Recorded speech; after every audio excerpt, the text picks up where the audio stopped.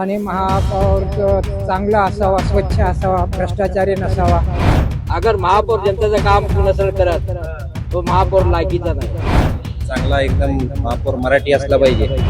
हे लुटायचं काम ते बंद होणारच नाहीये. केव्हा कोणी आलं तरी ते लुटणारच आहेत ना. ते बाळासाहेबांच्या जीवावर कमवले ना, त्यांच्या नावावरती कमवले करोडो रुपये. नगरसेवक झाला की गाड्या येतात, फॉर्च्युनर गाड्या हे त्या. सर्वसामान्याला चान्स दिला पाहिजे. आम्ही आमच्या नगरसेवका कुणाकडे गेला, हो साहेब आहेत काय, साहेब बसलेले असतात, त्याचे दलाल बोलतात साहेब इथं नाहीत. मग आम्ही कुणाकडे जातो मागायला? आम्हाला न्याय असो काही असो. ठाणे महानगरपालिकेच्या निवडणुका तोंडावरती आहेत. निवडणुकांचं बिगुल वाजलेलं आहे. मात्र ठाणेकरांना कसा महापौर हवाय, महापौराकडून कोणत्या अपेक्षा पूर्ण झाल्या पाहिजेत, त्यामुळे आपण ठाणेकरांकडून जाणून घेणार आहोत की ठाणेकरांना कशा प्रकारचा महापौर हवाय. ठाण्यातील विविध भागामध्ये फिरून ठाणेकरांची आपण प्रतिक्रिया घेणार आहोत. त्यामुळे पाहूया कसा हवाय ठाणेकरांना महापौर.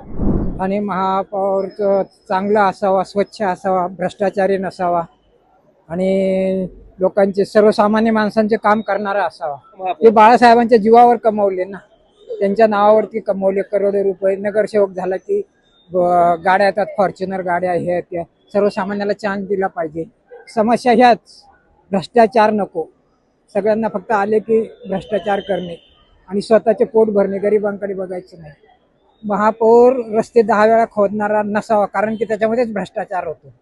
आणि वाहतूक कोंडी तर इतकी आहे तर विचारता सोय नाही. सगळीकडे वाहतूक कोंडी. मानपाडाला जा तुम्ही, जाऊन बघा, 2-2, 3-3 तास थांबावं लागतं गाडीमध्ये.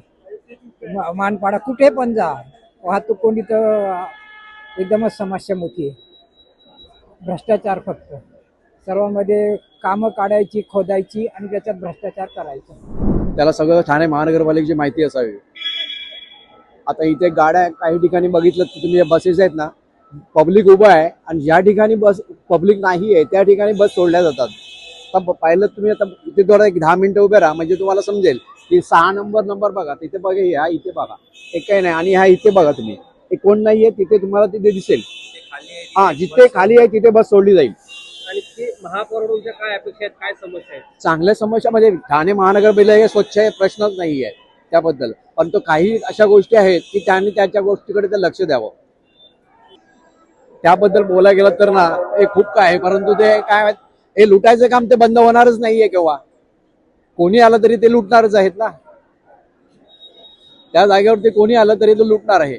आपण ते काम बी बघा, लुटायचंच असं नाही, काम बी बघत असतात ना त्यांची लोक. काम तर करतात ना. तुमचं ठाणेकरांना काय आव्हान आहे, कसा महापौर असावा असं तुम्हाला वाटतं? एकदम हुशार असावं, त्याला संपूर्ण ठाणे महानगरपालिकेची जाणकारी असावी. काय तुमच्या महापौर समस्या आता आहेत? काय भ्रष्टाचार चालू आहे जास्त. चांगला एकदम महापौर मराठी असला पाहिजे. जास्त करून मराठीच पाहिजे आम्हाला.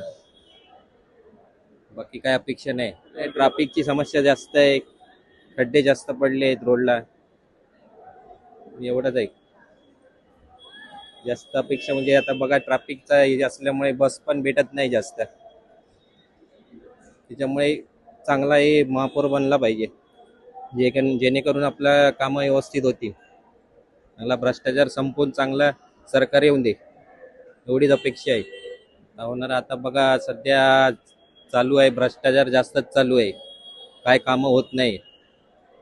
आता रोडचीच कामं बघा किती रखडल्यामुळे ट्रॅफिक सध्या जास्त आहे. आणि होणारा आता इलेक्शनमध्ये मराठी महापौर झाला पाहिजे. सध्या मनसे आणि उभाटा एकत्र आला तरच हे होईल. आता सध्या महापौर आपला मराठीच बनला पाहिजे. महापौर लोकांची कामं केली पाहिजे, लोकांच्या गरजा बघायला पाहिजे, रस्ते नीट करायला पाहिजे. काही ठिकाणी खड्डे आहेत आणि का लोक रस्त्याला वाटत तशा गाड्या लावतात, रिक्षावाले पण नीट बोलत नाही. महापौर क्लिअर प्रवृत्तीचा असावा आणि सर्व कामं जनतेच्या हितासाठी करावी. भ्रष्टाचार होऊ नये याची दक्षता घ्यावी आणि कामं सगळी सुशोभित असावीत, उत्कृष्ट दर्जाची असावीत कामे आणि जनतेला हितकारक सर्व कामं करावीत. अगोदर ठाण्याची महानगरपालिका मोकळी आहे, ती भरणारी महानगरपालिका तिजोरी भरणारे असं काम करावं महापौरांनी. महापौरांनी कामं करायला पाहिजे पुढे जनतेची. त्याची तिजोरी नाही भरायची, पहिली जनतेची सेवा करायची. तर तुम्हाला जनता निवडून देते. अगर महापौर जनतेचं काम नसेल करत तो महापौर लायकीचा नाही. आम्ही वोटिंग कशासाठी करतो का जनता सुरक्षित काम चांगलं व्हावं, चांगलं हे मिळावं, सुविधा मिळावी. महापौर असो काय नगरसेवक, आम्ही आमच्या नगरसेवका कुणाकडे गेला ओ साहेब आहेत काय, साहेब बसलेले असतात, त्याचे दलाल बोलतात साहेब इथं नाहीत. मग आम्ही कुणाकडे जायचं मागायला? आम्हाला न्याय असो काही असो, आमच्या पोरांचं काय आडलं नडलं तर आम्ही जायचं कुठं? बरोबर आहे. जायचं कुठं? नगरसेवक महापौराकडे जाणार ना. मग तुम्ही साले येता 5 वर्षांनी एकदा हात जोडता, नंतर साले गायब होता तुम्ही लोक. हे असे नगरसेवक आणि असे महापौर नाही पाहिजे. तुमच्या अपेक्षा काय आहेत महापौराकडून? आमची अपेक्षा आहे का ठाण्यामध्ये झोपडपट्टी चांगली सुरक्षित राहिल्या पाहिजे, झोपडपट्टीचा व्यवहार चांगला राहिला पाहिजे, बिल्डिंग बनवून दिल्या पाहिजे. हे तुमची कामं आहेत. तुम्ही तर झालं पैसे खाता तुम्ही लोक. असा महापौर पाहिजे, स्वतःची तिजोरी भरणारा नाही पाहिजे, महापालिका लुटणारा नाही पाहिजे, गरिबाची सेवा करणारा महापौर पाहिजे. हे आपल्या तिजोऱ्या भरून काय त्यांचं काय होणार? हे आपल्या तिजोऱ्या भरतात, जनतेची नाही भरत. जनतेला लुटणारा नाही पाहिजे, असा महापौर पाहिजे. काय अपेक्षा आहेत? काय बोलून उपयोग नाही. काय नाही बोलायचं. समस्या आहेत? काय कोण समस्या सोडवणार नाही. हा. हा, जाऊ द्या, काय बोलून काय उपयोग नाही. पण तुमच्या अपेक्षा काय आहेत महापौराकडून? जर झाले तर तुम्ही ठेवून पण काय उपयोग नाही. पूर्ण होणार नाही तर काय करायचं. पूर्ण होणार नाही. का? हम्म.